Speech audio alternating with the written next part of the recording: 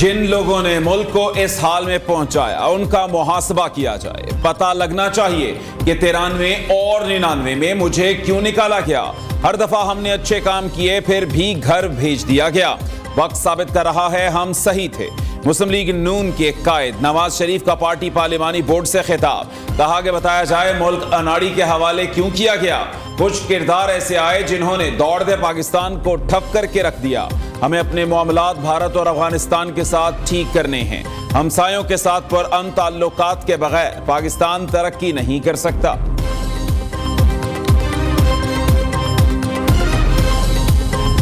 का वजीर आजम ने अब 3 बार वजीर आजम तो बन चुका है और कोशिश में है कि उसको 4थी बार सिलेक्ट किया जाए। हर किसी का हक है कि वो ख्वाब देखे, मगर पाकिस्तान के अवाम का भी ये हक है कि वो पूछे कि जिस शख्स ने पहली बार, दूसरी बार, तीसरी बार फेल हुआ, वो 4थी बार आके कौन सा तीर मारेगा। मियां साहब ने उन्हीं से लड़ा, उन्हीं से टकराया जिन्होंने उसको 2 तिहाई अक्सरियत दिलवाया था।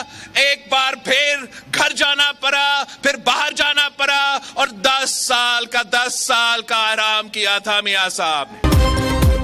नवाज शरीफ का मुतालबा है उन्हें 2 तिहाई अक्सरियत दी जाए। अगर उन्हें अक्सरियत मिल गई तो देख लेना वो फिर पंगा लेंगे। बिलावल भुट्टो जरदारी ने नून लीग को एक बार फिर निशाने पर रख लिया।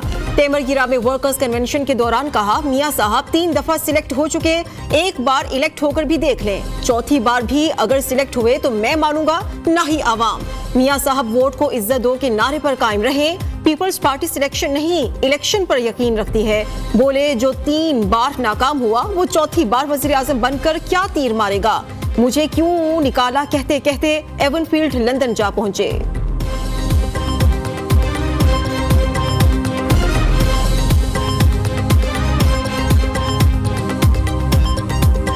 आजकल लेवल प्लेइंग फील्ड का बड़ा शोर है। नवाज शरीफ आज भी पेशियां भुगत रहा है। अगर ये लेवल प्लेइंग फील्ड है तो दुआ है ऐसी लेवल प्लेइंग फील्ड किसी को ना मिले। चीफ ऑर्गेनाइजर नून लीग मरियम नवाज के जलालपुर जट्टा में वर्कर्स कन्वेंशन के दौरान सियासी हरीफों पर वार। कहा कि नवाज शरीफ की सियासत खत्म करने वालों की अपनी सियासत खत्म हो चुकी है। नवाज शरीफ को चोर कहने वाला तारीख की सबसे बड़ी चोरी करते पकड़ा गया। अडियाला जेल में बैठे शख्स ने नवाज शरीफ के खिलाफ साजिश में सहूलतकारी की। वो आज अपने आमाल की सजा भुगत रहा है। उसने सजा से बचने के लिए 9 मई का वाकया कराया, मुल्क के हर कोने में आग लगाई।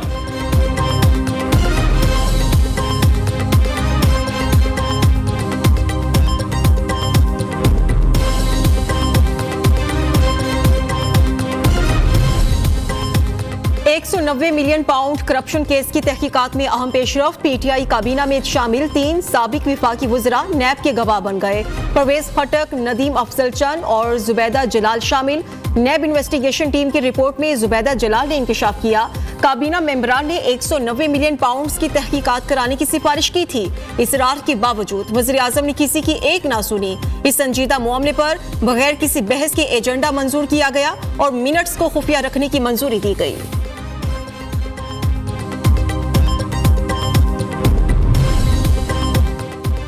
इस्लामाबाद हाई कोर्ट में अल अजीजिया रेफरेंस में नवाज शरीफ की अपील मेरिट पर सुनने से केस ताखीर का शिकार होने का इम्कान। मुस्लिम लीग नून की कानूनी टीम ने सर जोड़ लिए। नवाज शरीफ की अपनी वकला टीम से मुशावरत। आम इंतखाबात में हिस्सा लेने के हवाले से कानूनी उमूर पर तबादला ख्याल। जराए के मुताबिक अल अजीजिया रेफरेंस में नवाज शरीफ की सजा मुअत्तल, लेकिन नाअहली से मुताल्लिक इबहाम बरकरार है। कागजात नामजदगी जमा करवाए जाने से कबल बरियत होना लाजमी। अदालती हुक्मनामा जरूरी है।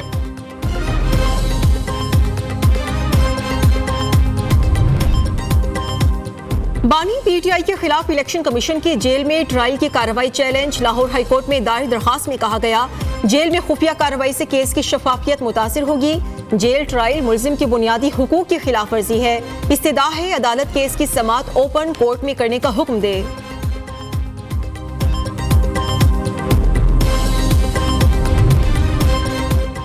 इलेक्शन कमीशन हल्का बंदियों पर एतराजात पर असर-ए-नौ समाअत करे। एतराजात से मुताल्लिक दरखास्त किसी दूसरे बेंच के सामने समाअत के लिए मुकर्रर की जाए। इस्लामाबाद हाई कोर्ट ने हाफिजाबाद और गुजरांवाला की हल्का बंदियों के खिलाफ की दरखास्त पर तहरीरी फैसला जारी कर दिया।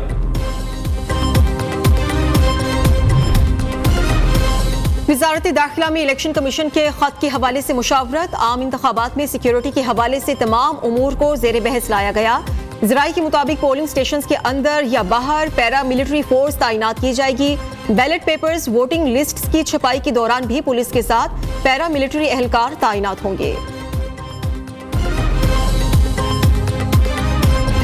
There is a huge debate about the human rights violation and in the manner the police force takes on terrorists particularly.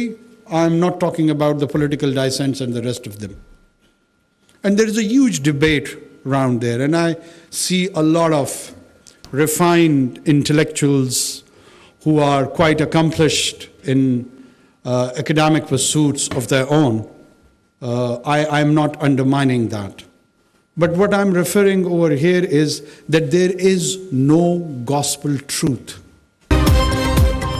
अमन के लिए सियासी जमातों को बैठकर कानून साजी करनी चाहिए। कोई भी मुआशरा अफरा तफरी का मुतहम्मिल नहीं हो सकता।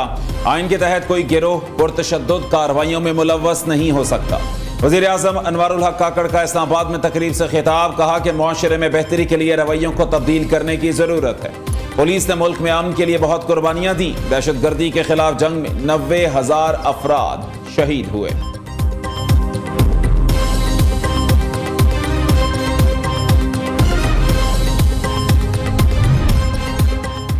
नून लीग और आईपीपी के दरमियान सीट एडजस्टमेंट के लिए कमेटी तश्कील। साद रफीक, अयाज सादिक, राना सनाउल्लाह नून लीगी कमेटी का हिस्सा।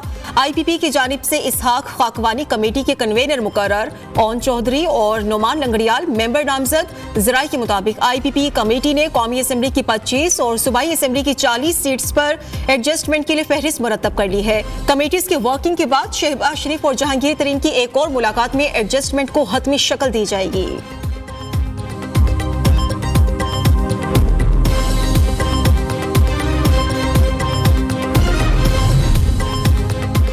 कुछ सियासी जमातें इलेक्शन से भागने की कोशिश कर रही हैं। उन्हें इलेक्शन सूट नहीं करता, उनका फोकस जान छुड़ाने पर है। पीपल्स पार्टी रहनुमा शर्जील मेमन की मुखालिफिन पर तनकीद, बोले कुछ जमातों ने आपस में रेड लाइंस बना रखी हैं। बानी पीटीआई को पीपल्स पार्टी की हिकमत अमली से हटाया गया। लाडले के लिए इलेक्शन आगे किया गया। विफाकी काबीना में आधे अरकान मुस्लिम लीग नून के बैठे हुए हैं। 8 फरवरी को अवाम बिलावल भुट्टो को वजीर आजम बनाएंगे।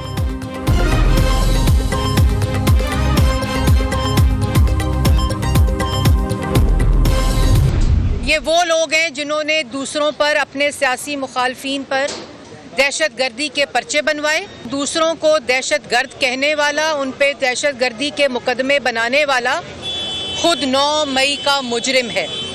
रियासती दहशतगर्दी की शोहदा के मुजस्मे सड़कों पर फेंक कर ठुड्डे मारे, उनकी यादगारों को तोड़ा, रेंजर्स की गाड़ियों को तोड़ा, पुलिस और रेंजर्स के सर पर पेट्रोल बम मरवाए, अस्पताल, स्कूल, मस्जिदें जलाईं। दूसरों को दहशतगर्द कहने वाला खुद 9 मई का मुजरिम है। रियासती दहशतगर्दी का जवाब देना पड़ेगा। बानी पीटीआई और इनके लोगों ने मुल्क की मईशत को तबाह और खोखला किया। मुस्लिम लीग नून के रहनुमा मरियम औरंगजेब ने कहा है 190 मिलियन पाउंड मुल्क की तारीख में खजाने पर सबसे बड़ा डाका था। पैसा मुंतकिल करने की सहूलतकारी साबिक चीफ जस्टिस ने की। जावेद लतीफ ने कहा आइन और कानून की बात करने वालों पर मुकदमात बनाए गए।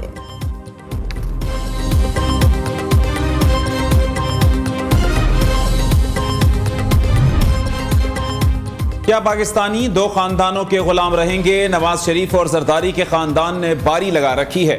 अमीर जमात इस्लामी सिराजुल हक का भावलपुर में खवातीन कन्वेंशन से खिताब, कहते हैं कि इन दोनों खानदानों ने करप्शन को आम किया, बच्चे बच्चे को अमेरिका और IMF का मकरूज बनाया, अवाम को तालीम और सेहत समेत कोई सहूलत मुयस्सर नहीं।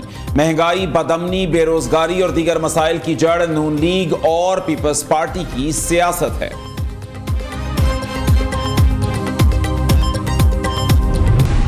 फौजी अदालतों में सिविलियंस का ट्रायल कलअदम करार देने के खिलाफ अपीलें सुप्रीम कोर्ट में समाअत के लिए मुकर्रर। जस्टिस सरदार तारिक मसूद की सरबराही में 6 रुकनी लार्जर बेंच 13 दिसंबर को समाअत करेगा। Justice Aminuddin, justice Hasan Azhar Rizvi, justice Mohammad Ali Mazhar, justice Musarrat Hilali और justice Irfan Saadat larger bench का हिस्सा होंगे। अस्करी टावर हमला और जलाओ घेराव का केस, असद उमर की मुकदमे में हाजिरी मुआफी की दरखास्त खारिज। इंसदाद दहशतगर्दी अदालत ने अस्करी टावर हमला केस में उबूरी जमानत खारिज कर दी। उधर फवाद चौधरी के खिलाफ एंटी करप्शन पंजाब का case, district and session court Islamabad ने फवाद चौधरी को एक रोजा राहदारी रिमांड पर एंटी करप्शन हुकाम के हवाले कर दिया। फवाद चौधरी को मुतल्लिका अदालत में पेश करने का भी हुक्म।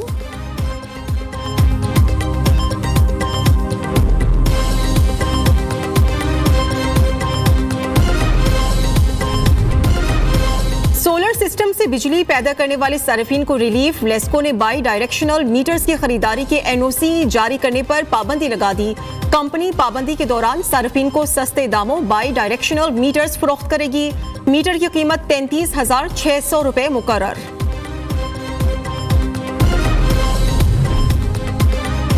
पंजाब हुकूमत स्मोक में कमी के लिए कोशान। निगरान वजीर आला मोहसिन नकवी का कहना है कि लाहौर में मसनूई बारिश के हवाले से इकदाम जारी हैं। जिन सड़कों पर मट्टी ज्यादा है उन्हें साफ किया जाएगा। शहर की बेहतरी के लिए आवाम भी सूबाई हुकूमत का साथ दें। उधर सादिकाबाद और लिया में जिमींदारों ने हुकूमती अहकामात हवा में उड़ा दिए। पाबंदी के बावजूद फसलों की बाकियात को आग लगा दी। धुएं से लोगों का सांस लेना और गुजरना मुहाल हो गया।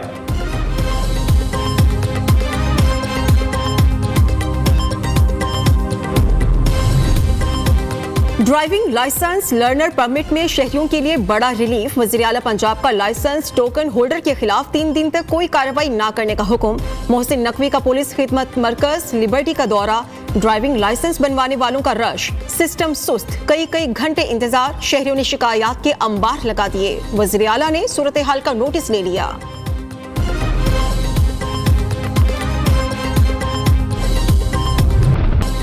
कसीरुल मुल्क की मुश्तरका फौजी मशकें फजरुल शेर पंजुम में इख्तिताम पजीर। ISPR के मुताबिक मशकें नेशनल काउंटर टेररिज्म सेंटर पब्बी में मुनक्किद हुई। पाकिस्तान, बहरीन, इराक और कुवैत के फौजियों ने मशक में हिस्सा लिया। 2 हफ्तों पर मुहित मशकें 27 नवंबर को शुरू हुई थीं।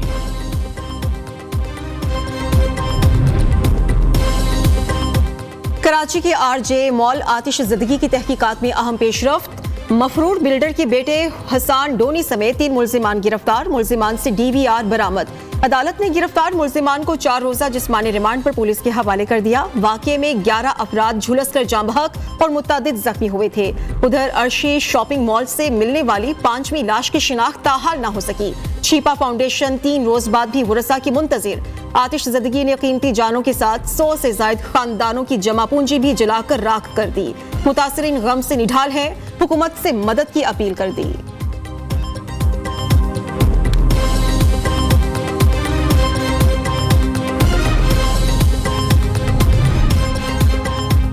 कराची में कत्लो गारत और भत्ताखोरी में इजाफा। शहरी स्ट्रीट क्रिमिनल्स के रहमो करम पर पुलिस तहफ़्फ़ुज़ देने में मुकम्मल नाकाम। नवंबर के महीने में 52 शहरी कत्ल, भत्ताखोरी की 13 वारदातें रिपोर्ट। अगवा बराए तावान की 2, मोटरसाइकिल लिफ्टिंग की 4724 वारदातें रिकॉर्ड का हिस्सा बनी। शहर कायद में स्ट्रीट क्राइम की मजमूई तौर पर 7185 वारदातें रिपोर्ट।